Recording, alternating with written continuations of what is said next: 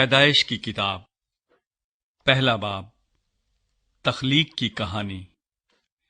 خدا نے ابتدا میں زمین و آسمان کو پیدا کیا، اور زمین ویران اور سنسان تھی اور گہراؤں کے اوپر اندھیرا تھا، اور خدا کی روح پانی کی سطح پر جنبش کرتی تھی۔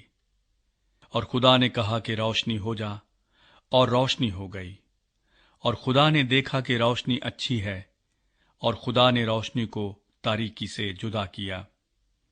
اور خدا نے روشنی کو تو دن کہا، اور تاریکی کو رات، اور شام ہوئی اور صبح ہوئی، سو پہلا دن ہوا۔ اور خدا نے کہا کہ پانیوں کے درمیان فضا ہو، تاکہ پانی پانی سے جدا ہو جائے۔ پس خدا نے فضا کو بنایا، اور فضا کے نیچے کے پانی کو فضا کے اوپر کے پانی سے جدا کیا، اور ایسا ہی ہوا۔ اور خدا نے فضا کو آسمان کہا، اور شام ہوئی اور صبح ہوئی، سو دوسرا دن ہوا۔ اور خدا نے کہا کہ آسمان کے نیچے کا پانی ایک جگہ جمع ہو کہ خشکی نظر آئے، اور ایسا ہی ہوا۔ اور خدا نے خشکی کو زمین کہا، اور جو پانی جمع ہو گیا تھا اس کو سمندر، اور خدا نے دیکھا کہ اچھا ہے۔ اور خدا نے کہا کہ زمین گھاس اور بیجدار بوٹیوں کو اور پھلدار درختوں کو جو اپنی اپنی جنس کے موافق پھلیں، اور جو زمین پر اپنے آپ ہی میں بیج رکھیں، اگائے، اور ایسا ہی ہوا۔ تب زمین نے گھاس اور بوٹیوں کو جو اپنی اپنی جنس کے موافق بیج رکھیں، اور پھلدار درختوں کو جن کے بیج ان کی جنس کے موافق انہی میں ہیں، اگایا۔ اور خدا نے دیکھا کہ اچھا ہے۔ اور شام ہوئی اور صبح ہوئی، سو تیسرا دن ہوا۔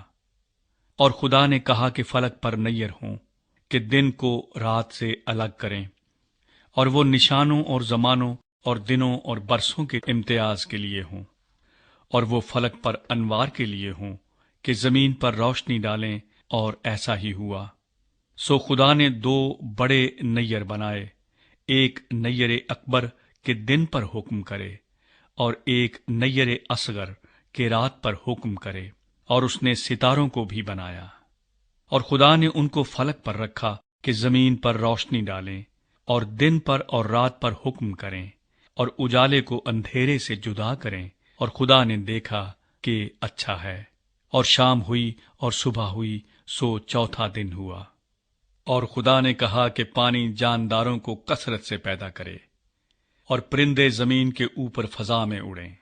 اور خدا نے بڑے بڑے دریائی جانوروں کو اور ہر قسم کے جاندار کو جو پانی سے بکثرت پیدا ہوئے تھے ان کی جنس کے موافق، اور ہر قسم کے پرندوں کو ان کی جنس کے موافق پیدا کیا۔ اور خدا نے دیکھا کہ اچھا ہے۔ اور خدا نے ان کو یہ کہہ کر برکت دی کہ پھلو اور بڑھو، اور ان سمندروں کے پانی کو بھر دو، اور پرندے زمین پر بہت بڑھ جائیں۔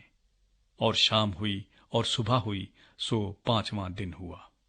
اور خدا نے کہا کہ زمین جانداروں کو ان کی جنس کے موافق، چوپائے اور رینگنے والے جاندار اور جنگلی جانور ان کی جنس کے موافق پیدا کرے، اور ایسا ہی ہوا۔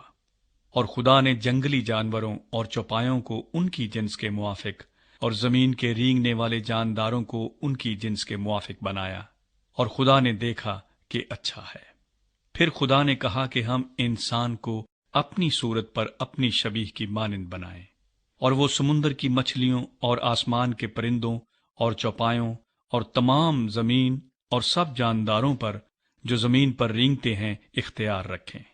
اور خدا نے انسان کو اپنی صورت پر پیدا کیا، خدا کی صورت پر اس کو پیدا کیا، نر و ناری ان کو پیدا کیا۔ اور خدا نے ان کو برکت دی اور کہا کہ پھلو اور بڑھو، اور زمین کو معمور و محکوم کرو، اور سمندر کی مچھلیوں اور ہوا کے پرندوں اور کل جانوروں پر جو زمین پر چلتے ہیں اختیار رکھو۔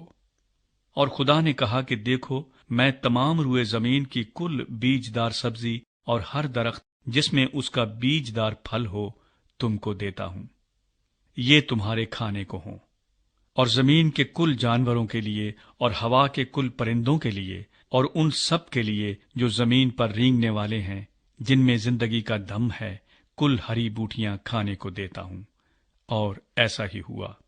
اور خدا نے سب پر جو اس نے بنایا تھا نظر کی اور دیکھا کہ بہت اچھا ہے، اور شام ہوئی اور صبح ہوئی، سو چھٹا دن ہوا۔